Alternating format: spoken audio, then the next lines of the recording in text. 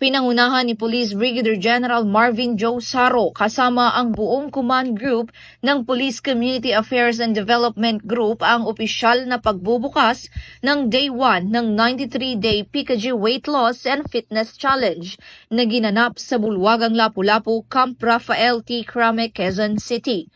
Nanguna rin sa aktibidad si Rendon Labador kasama ang kanyang Army Fitness Team na siyang nag-lead sa pagsisimula ng fitness routines ng mga kalahok.